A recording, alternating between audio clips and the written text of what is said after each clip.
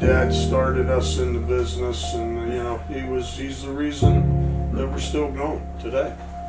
I think that just watching him throughout the years, that having to take the responsibilities that he took, taking control of the company, and being it was yours, and if you didn't make it, you sunk, and nobody was there to help you. And it was that told you, he taught us to, be responsible for yourself, and your actions you're accountable for. And it paid off in person, and it's paid off in business, and it's paid off in life. Daniel J. O'Hara, Chairman of the Board.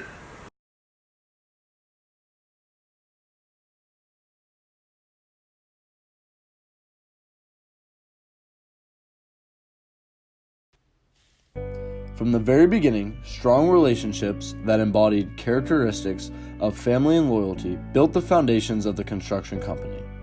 The O'Haras believed you shouldn't work for your father. So, when Daniel O'Hara Sr. was of age, he went to go work for his uncle, Anthony Patrick O'Hara, also known as AP. Anthony Patrick O'Hara, my predecessor, had a partner named Bill Gallagher. They were neighbors and competitors, and they figured the best thing for them to do was to join forces, and they did, and they were very successful. Anthony P. O'Hara was in with Gallagher, so it was Gallagher and O'Hara Company.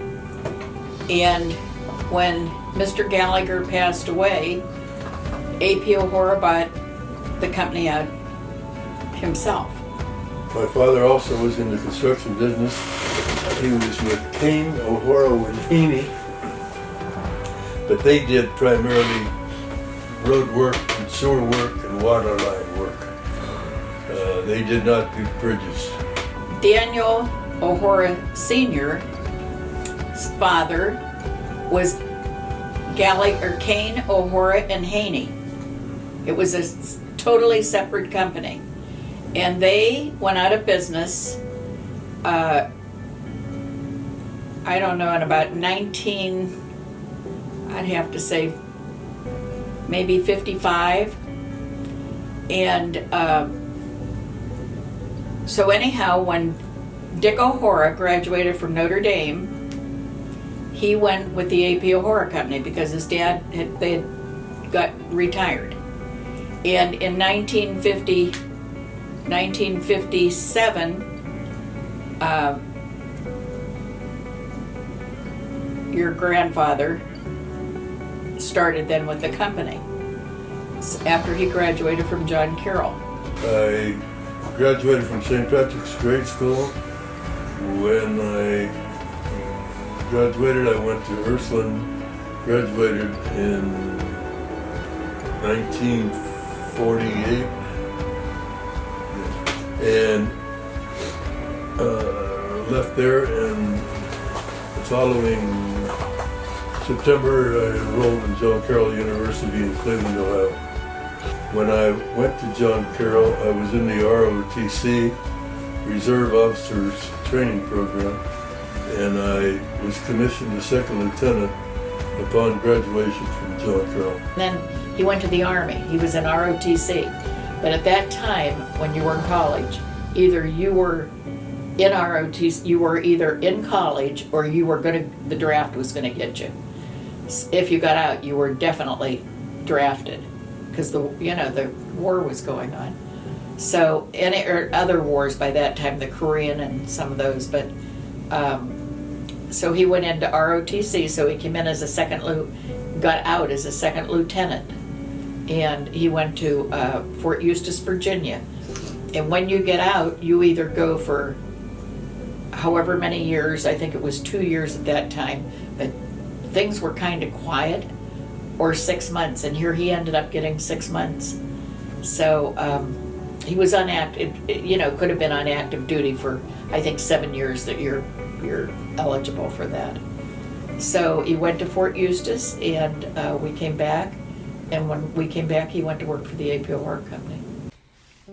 Now that he was officially starting his career in the company, he began to work hard to surround himself with people that represented family and loyalty.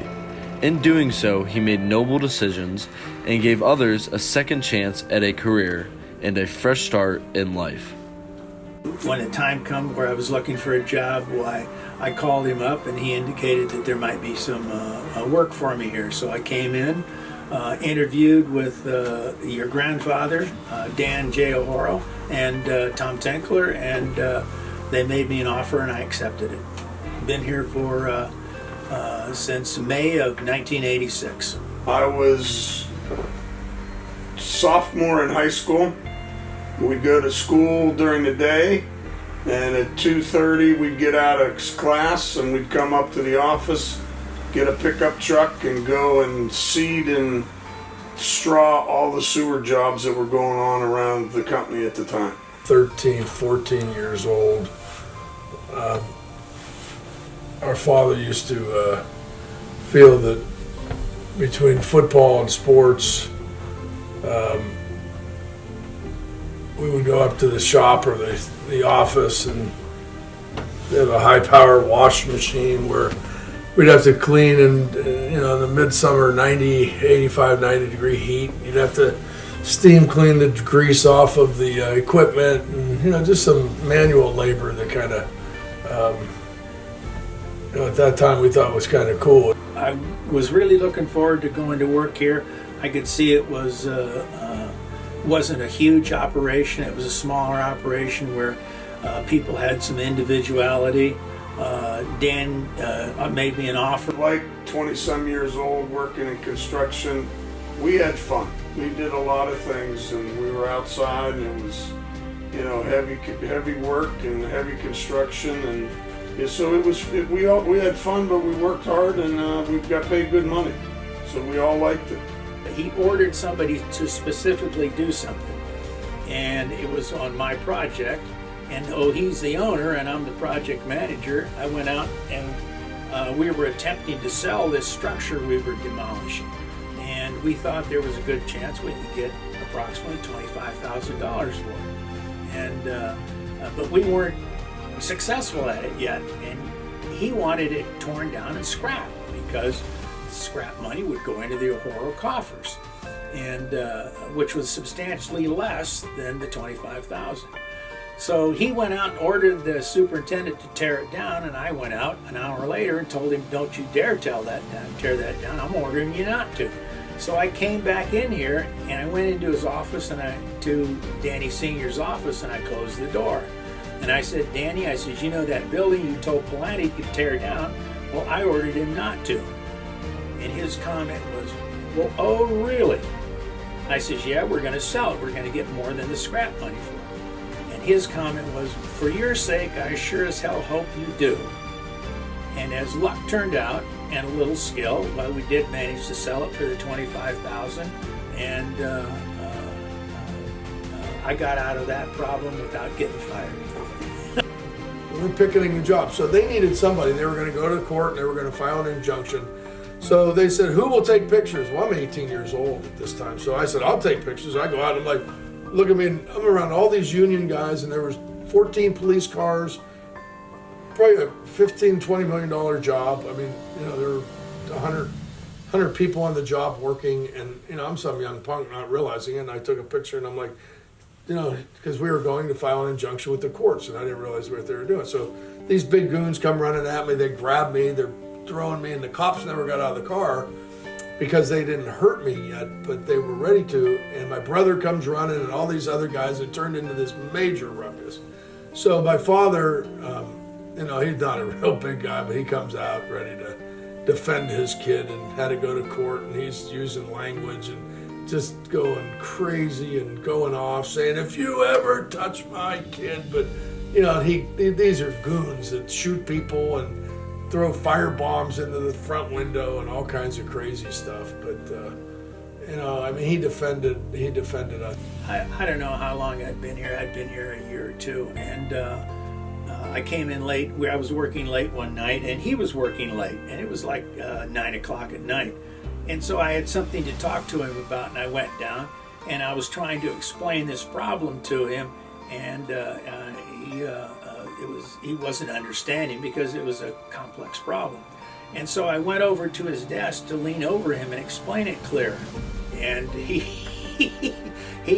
thought I was threatening him, and which I wasn't, but he thought I was. And so he stood up and he says, "You think you can kick my ass?" He says, "But you can't. I'll kick your ass." And that's what he did. And he said, and so I went back and sat down, and he got up. "Don't ever think you can whip me, because you can't." And he got up and he went over and he flipped the light out. So I'm sitting there in the dark, and he goes down. I think he's going down to the end of the hall to go to the head, but I'm sitting there in the dark, and pretty soon I hear this car start up, and he drives off. He just left me sitting there in the dark, and I thought, boy, am I in trouble? But he never caused a problem. I never had a disagreement with him over it. That was it, and it was over. So that. Through many years of working with him, many soon noticed the strong and courageous individual he was. He began to be more than a boss or a father. He became someone that everyone wanted to look up to and became family to those who weren't already. If you're not loyal to somebody and love them and do what they want and express your interest, even if it's disagreeable, and come to an agreement, and then do what you say, even if you have to eat it. If you're working with someone, loyalty is everything. It is everything. I mean, if somebody's your go-to person, you defend them, you back them like you would family. Okay, Danny means a lot to me. I'd have to say, even though he's only 10 years older than me, he's kind of like a father figure. And I look upon the O'Hora Company as family. And I could see that I fit right in here when I hired on here, and he gave strong leadership, and I like that. He gave you your freedom to do what you wanted, but if you screwed up, why, he'd slap you down, which doesn't bother me at all. If you're wrong, you're wrong. And he did something for me. He made me an offer when I first hired on here. I've been here 3 or 4 months, and told him that I may need a favor from him. He was more than happy to offer me that favor, something not 1 in 10,000 people would have done. And as it turned out, I didn't need it. But everybody has different things. One of my strong points is loyalty, and I decided then I was going to stay here at the O'Hora Company and work for him as long as he had me. Well, family's everything to us. I mean, to this day, we're a family business, and we're going to continue to be a family business. And work's work, but one's family, two's work. And that's how it's always been, and that's how it's always going to be. But if you're with them, you don't speak poorly, you don't undermine them, and you represent them like they're yourselves. That's truly what he tried to instill upon myself, my brother, and the people with us. Growing up, I remember my father, we'd normally eat dinner between 5:30 and 6 o'clock. More than half the time he'd never be there because he'd be coming from a job late, pulling in a drive in a pickup truck that's all dirty, and then he gets out in his dirty clothes. And as he progressed through the company, he was, from the field into the office, and just, by the time I got out of high school, just seeing which direction we were headed, and it was a nice thing to look forward to.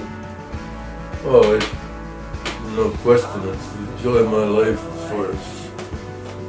far as having a vocation to go through a lifetime. I love the work. I like the people I encounter. I enjoy every minute of it. Over the years, I've had to adopt families. I essentially adopted myself into the A.P. O'Hora family. They might not even know it, but I did. Family means everything to me. I have the best wife in town. I have 5 good kids and 13 grandkids, and I'm a happy grandpa, and it's the world to me. In the end, the only ones that are truly going to be there are your own family, and you might find a friend or two, but at the end of the day, they have their own families as well. And you can't pick your family.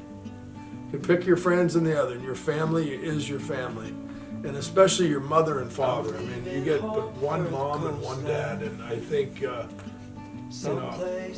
my family have been very, very blessed with a father with integrity, but he was pretty easygoing, he was silly, he knew how to make money, he was very, very bright. I love the people. I love working with Danny Sr. He's been the very best boss I've ever had in my whole life. I'd do anything for him. You have to edit this. I'd do anything for him because he's just a great guy. It's been fun. I've been very fortunate to be able to do this with my father for as many years as we've been doing it. You may talk of gin and beer when you're quartered safe out here and you're sent to Fenny Fights and Aldershot. But when it comes to slaughter, you'll do your work on water and lick the boom and boots of Imascata. Now in Injusclany Climb, I used to spend my time as serving Her Majesty, the Queen. And of all them black-faced crew, the finest man I knew was our regimental Bisty Gungadine. The uniform he wore was nothing much before, and rather less than half of that behind.